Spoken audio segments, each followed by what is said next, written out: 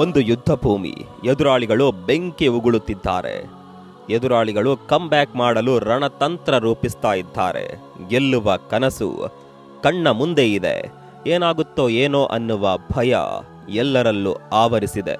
ಆದರೆ ಪಿಚ್ ಮಧ್ಯದಲ್ಲಿ ಒಬ್ಬಂಟಿಯಾಗಿ ನಿಂತಿದ್ದಾನೆ ಆ ಒಂಟಿ ಸಲಗ. ಪಂದ್ಯದ ಮಧ್ಯೆ ವಿಪರೀತ ಆಯಾಸಗೊಂಡು ಬಳಲಿ ನೆಲ ಕುರುಳಿದರೂ ಅವನು ಬಿಡ್ಲಿಲ್ಲ. ಮತ್ತೆ ಎದ್ದು ನಿಂತ. ರಕ್ತ ಕುದಿಯಿತು, ಬ್ಯಾಟ್ ಝಳಪಿಸಿತು. ಟೀಮನ್ನ ಗೆಲ್ಲಿಸಿಯೇ ಅವನು ವಿರಮಿಸಿದ್ದು. ಯಾರವನು? ಆ ಮನುಷ್ಯನಿಗೆ ಸೋಲೆಂಬ ಪದವೇ ಗೊತ್ತಿಲ್ವಾ? ಇವತ್ತು ನಾವು ಮಾತನಾಡೋದಕ್ಕೆ ಹೊರಟಿರುವ ವಿಷಯ ಕೇವಲ ಒಂದು ಆಟದ ಬಗ್ಗೆ ಅಲ್ಲ, ಕೇವಲ ಒಬ್ಬ ಆಟಗಾರನ ಬಗ್ಗೆಯೂ ಅಲ್ಲ. ಇವತ್ತು ನಾವು ಮಾತನಾಡ್ತಾ ಇರೋದು ಒಂದು ಭಾವನೆಯ ಬಗ್ಗೆ, ಕ್ರಿಕೆಟ್ ಪ್ರಪಂಚದ ಸಾಮ್ರಾಟನ ಬಗ್ಗೆ. ಚೇಸ್ ಮಾಸ್ಟರ್ ಎಂಬ ಪದಕ್ಕೆ ಅವನೇ ಅನ್ವರ್ಥ. ಅವನ ಮುಂದೆ ಯಾರೂ ಇಲ್ಲ. ಹೌದು ಸ್ನೇಹಿತರೆ, the king of cricket Virat Kohli ಅವರ ಆ ಒಂದು ಐತಿಹಾಸಿಕ ಇನ್ನಿಂಗ್ಸ್ ಮತ್ತು ಅವರ ಇಡೀ ವೃತ್ತಿ ಜೀವನದ ರೋಮಾಂಚಕ ಪಯಣದ ಬಗ್ಗೆ ಇವತ್ತು ನಾವು ನಿಮಗೆ ಹೇಳ್ತೀವಿ. ಈ ವಿಡಿಯೋ ಕೊನೆಯವರೆಗೂ ನೋಡಿ. ನಿಮ್ಮ ಮೈ ರೋಮಾಂಚನಗೊಳ್ಳದಿದ್ದರೆ ಕೇಳಿ.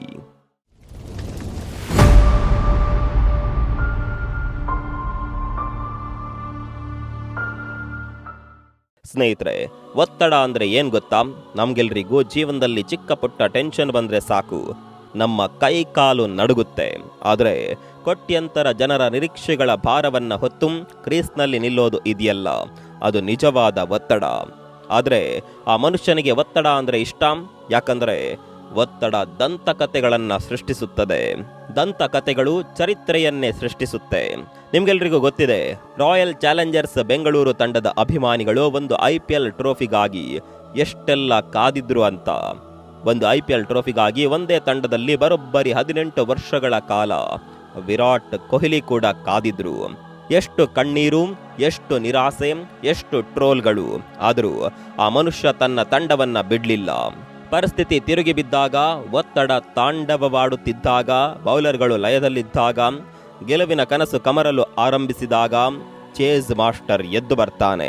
ಮತ್ತು ಅವನು ಎದ್ದು ಬಂದಾಗ ಏನಾಗುತ್ತೆ ಅಂತ ಇಡೀ ಪ್ರಪಂಚವೇ ನೋಡಿದೆ. 2026ರ IPL ಫೈನಲ್ ಪಂದ್ಯ ಜಗತ್ತಿನ ಅತಿದೊಡ್ಡ ಕ್ರಿಕೆಟ್ ಲೀಗಿನ ಅತಿದೊಡ್ಡ ಪಂದ್ಯವದು. ಅಹಮದಾಬಾದ್ನ ಸ್ಟೇಡಿಯಂನಲ್ಲಿ ನೆರೆದಿದ್ದ ಪ್ರತಿಯೊಬ್ಬ ಅಭಿಮಾನಿಯ ಎದೆಯಲ್ಲೂ ಡವಡವ ಶುರುವಾಗಿತ್ತು. ಯಾಕೊತ್ತಾ? ಅಹಮದಾಬಾದ್ನ ಆ ವಿಕೆಟ್ ತುಂಬಾ ಸ್ಲೋ ಆಗಿತ್ತು.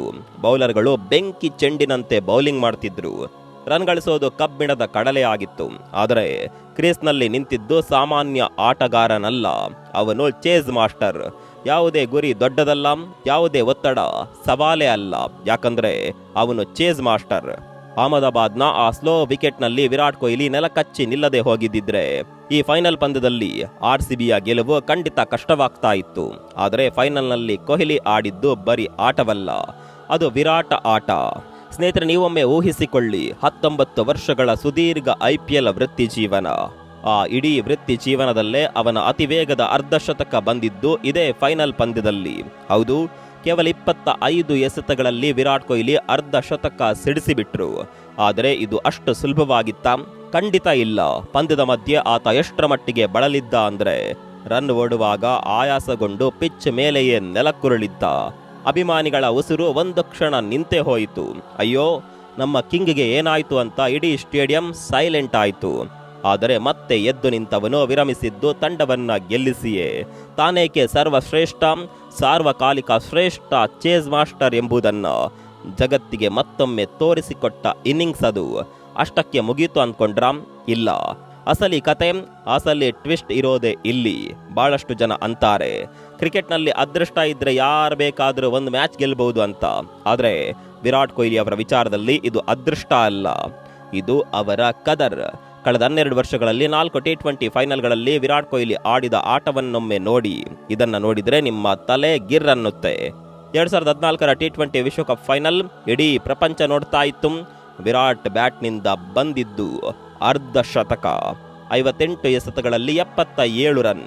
2016ರ IPL ಫೈನಲ್ ಗುಜರಾತ್ನ ಮೈದಾನ, ಕೇವಲ 35 ಎಸೆತಗಳಲ್ಲಿ 54 ರನ್ ಚಚ್ಚಿದ್ರು. 2024ರ T20 ವಿಶ್ವಕಪ್ ಫೈನಲ್ ಭಾರತಕ್ಕೆ ಕಪ್ ತಂದುಕೊಟ್ಟ ಆ ಐತಿಹಾಸಿಕ ಪಂದ್ಯದಲ್ಲಿ ಮತ್ತೆ ಅರ್ಧಶತಕ, 59 ಎಸೆತಗಳಲ್ಲಿ 76 ರನ್. ಮತ್ತು ಈಗ 2026ರ IPL ಫೈನಲ್. ಔಟ್ ಆಗದೆ ಕೇವಲ 42 ಎಸೆತಗಳಲ್ಲಿ 75 ರನ್ ಸಿಡಿಸಿ ಮತ್ತೊಂದು ಅರ್ಧಶತಕ. ದೊಡ್ಡ ಆಟಗಾರ, ದೊಡ್ಡ ಪಂದ್ಯಗಳಲ್ಲಿ ದೊಡ್ಡದಾಗಿ ಆಡ್ತಾನೆ. ಯಾವಾಗೆಲ್ಲ ಫೈನಲ್ ಪಂದ್ಯ ಬರುತ್ತೋ ವಿರಾಟ್ ಕೊಹ್ಲಿಯ ಒಳಗಿರುವ ದೈತ್ಯ ಎಚ್ಚರಗೊಳ್ತಾನೆ.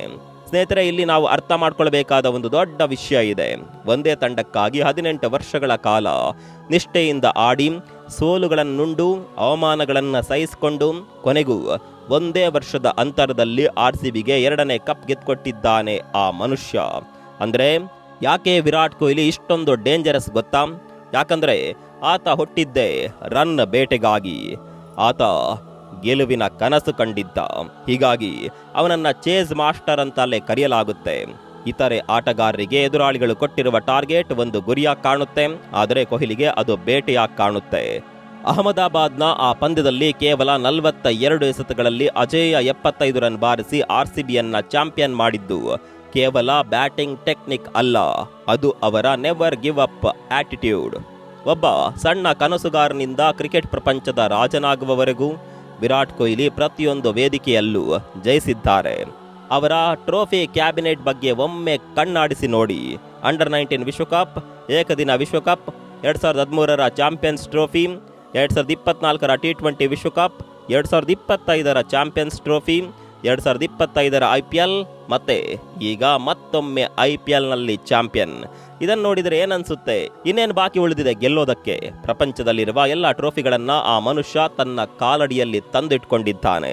ಸ್ನೇಹಿತರೆ, ಕಾಲ ಉರುಳುತ್ತದೆ, ಆಟಗಾರರು ಬರ್ತಾರೆ ಹೋಗ್ತಾರೆ, ರೆಕಾರ್ಡ್ಗಳು ಮುರಿಯಲ್ಪಡುತ್ತವೆ, ಟ್ರೋಫಿಗಳು ಕೇವಲ ಕಥೆಯನ್ನ ಹೇಳಬಹುದು, ಆದರೆ ಅವರು ಬಿಟ್ಟು ಹೋದ ಪರಂಪರೆ ಶಾಶ್ವತವಾಗಿರುತ್ತೆ. ಅಹಮದಾಬಾದ್ನ ಆ ಪಿಚ್ ಮೇಲೆ ಸುಸ್ತಾಗಿ ಬಿದ್ರು ಎದ್ದು ನಿಂತು ಬ್ಯಾಟ್ ಬೀಸಿದ ಆ ದೃಶ್ಯ ಇದೆಯಲ್ಲ, ಅದು ಕೋಟ್ಯಂತರ ಯುವಕರಿಗೆ ಒಂದು ಪಾಠ.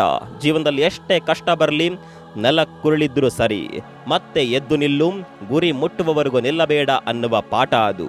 ಇವರು ಬರೀ ಕ್ರಿಕೆಟರ್ ಅಲ್ಲ, ಅವರು ಚೇಸ್ ಮಾಸ್ಟರ್. ಅವರೇ ಕಿಂಗ್ ವಿರಾಟ್ ಕೊಹ್ಲಿ. ಒಬ್ಬ ಪುಟ್ಟ ಕನಸುಗಾರನಾಗಿ ತನ್ನ ಪಯಣ ಆರಂಭಿಸಿದ ಕೊಹ್ಲಿ ಇಂದು ಕ್ರಿಕೆಟ್ ಪ್ರಪಂಚದ ಸಾಮ್ರಾಟನಾಗಿ ಬೆಳೆದು ನಿಂತಿದ್ದಾನೆ. ಜಗತ್ತಿನ ಪ್ರತಿಯೊಂದು ಕ್ರಿಕೆಟ್ ವೇದಿಕೆಯನ್ನು ಆತ ಆಕ್ರಮಿಸಿಕೊಂಡಿದ್ದಾನೆ, ತನ್ನ ಸಾಮ್ರಾಜ್ಯವನ್ನ ವಿಸ್ತರಿಸಿದ್ದಾನೆ. ಸ್ನೇಹಿತರೆ, ಕ್ರೀಡೆಯಲ್ಲಿ ಗೆದ್ದಿರುವ ಟ್ರೋಫಿಗಳು ಕೇವಲ ಒಂದು ಕಥೆಯನ್ನ ಹೇಳಬಹುದು, ಅಥವಾ ಅಂಕಿಅಂಶಗಳು ಕೇವಲ ಇತಿಹಾಸದ ಪುಟಗಳಲ್ಲಿ ದಾಖಲಾಗಬಹುದು, ಆದರೆ ಆತ ಸೃಷ್ಟಿಸಿರುವ ಪರಂಪರೆ ಇದೆಯಲ್ಲ, ಅದು ಮಾತ್ರ ಯಾವತ್ತಿಗೂ ಶಾಶ್ವತವಾಗಿರುತ್ತೆ. ಸ್ನೇಹಿತರೆ, ಏನಂತೀರಿ? ವಿರಾಟ್ ಕೊಹ್ಲಿ ಅವರ 2026ರ IPL ಫೈನಲ್ನ ಆ ಅದ್ಭುತ ಆಟ ಮತ್ತು ಅವರ ಈ 18 ವರ್ಷಗಳ RCB ಪಯಣದ ಬಗ್ಗೆ ನಿಮ್ಮ ಅನಿಸಿಕೆ ಏನು? ನಿಮಗೆ ವಿರಾಟ್ ಕೊಹ್ಲಿ ಅವರ ಯಾವ ಇನ್ನಿಂಗ್ಸ್ ತುಂಬ ಇಷ್ಟ ಅನ್ನೋದನ್ನು ಕೆಳಗೆ ಕಾಮೆಂಟ್ ಮಾಡಿ ತಿಳಿಸಿ. ಈ ವಿಡಿಯೋ ನೋಡುವಾಗ ನಿಮ್ಮ ಮೈ ರೋಮಾಂಚನಗೊಂಡಿದ್ದರೆ ತಪ್ಪದೇ ಒಂದು ಲೈಕ್ ಮಾಡಿ. ನಿಮ್ಮೆಲ್ಲ RCB ಹಾಗೂ ಕ್ರಿಕೆಟ್ ಪ್ರೇಮಿ ಸ್ನೇಹಿತರೊಂದಿಗೆ ಈ ವಿಡಿಯೋವನ್ನು ಶೇರ್ ಮಾಡಿ. ಹೀಗೆಯೇ ಮತ್ತಷ್ಟು ರೋಚಕ ಕುತೂಹಲಕಾರಿ ಮಾಹಿತಿಗಳಿಗಾಗಿ ನಮ್ಮ ಚಾನಲ್ಗೆ ಈಗಲೇ ಸಬ್ಸ್ಕ್ರೈಬ್ ಆಗಿ, ಪಕ್ಕದಲ್ಲಿರುವ ಬೆಲ್ ಐಕಾನ್ ಕ್ಲಿಕ್ ಮಾಡೋದನ್ನು ಮರಿಬೇಡಿ. ಮತ್ತೊಂದು ವಿಡಿಯೋದಲ್ಲಿ ಸಿಗೋಣ. ಅಲ್ಲಿವರೆಗೂ ನಮಸ್ಕಾರ.